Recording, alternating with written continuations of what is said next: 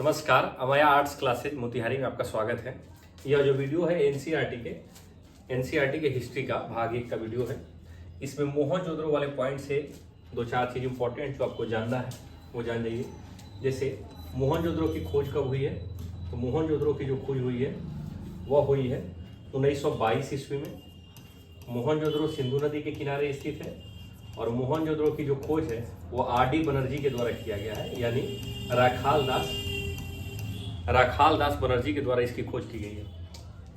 यहाँ से बहुत सारे वस्तुएं प्राप्त हुई हैं, जैसे मोहनजोदड़ो को ही मृतकों का टीला बोला जाता है, मोहनजोदड़ो को ही सिंध का बाग बोला जाता है। मोहनजोदड़ो से कांसे की नर्तकी प्राप्त हुई है, पशुपति की मूर्ति प्राप्त हुई है, वृहत अन्नानगार के साक्ष्य मिले हैं, वृहत स्नानगार के साक्ष्य मिले हुए हैं, सूती कपड़े के साक्ष्य मिले हुए हैं और 700 कुओं के साक्ष्य भी मोहनजोदड़ो से ही प्राप्त हुए हैं। इसको चाहे तो आप स्क्रीनशॉट मार सकते हैं।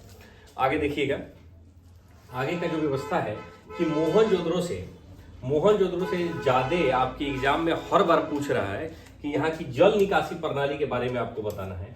तो हम थोड़ा सा सिंधु घाटी सभ्यता का जो सबसे बड़ा स्थल है मोहनजोदड़ो, उसकी जल निकासी प्रणाली के बारे में आपको बताते हैं। देखिए यहाँ पे लिखा हुआ है,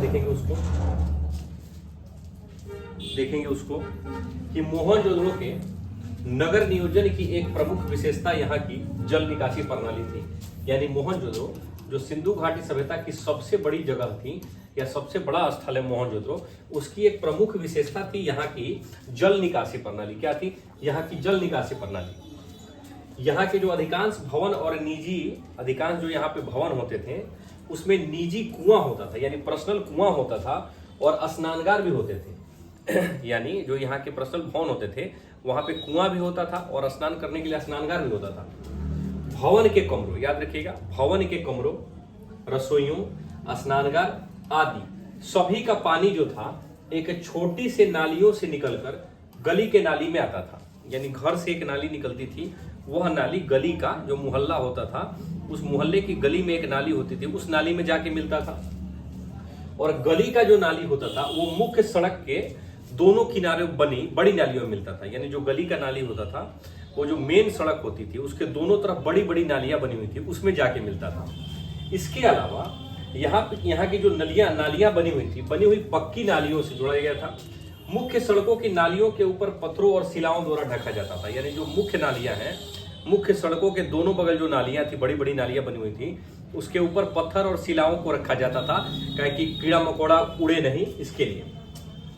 और यह जो नालियां बनाने का या फिर सड़क बनाने की पद्धति अपनाई गई थी, ये ग्रिड पद्धति अपनाई गई थी। तो सबसे पहले आपका काम क्या है कि इसका एक स्क्रीनशॉट ले लेंगे कि जल निकासी प्रणाली के बारे में क्या क्या है। इसको बार बार देखिएगा, क्या है कि ये द्विबुतरीय में खूब पूछ रहा है आज के समय में, द्विबुतरीय का ये सवाल है, ये सब जल निकासी प्रणाली। मोहनजोदड़ो का सबसे बड़ा स्थल अगर पूछेगा तो वो अन्नानगार हो जाएगा। उसके बारे में अगले वीडियो में हम देखेंगे। मोहनजोदड़ो के स्नानगार के बारे में देखेंगे, मोहनजोदड़ो के अन्नानगार के बारे में देखेंगे, ईंट की क्या व्यवस्था थी ये भी देखेंगे, और मोहनजोदड़ो की सड़क व्यवस्था क्या थी ये भी देखेंगे। तो ये छोटा सा वीडियो था जो जल निकासी प्रणाली से संबंधित था। धन्यवाद।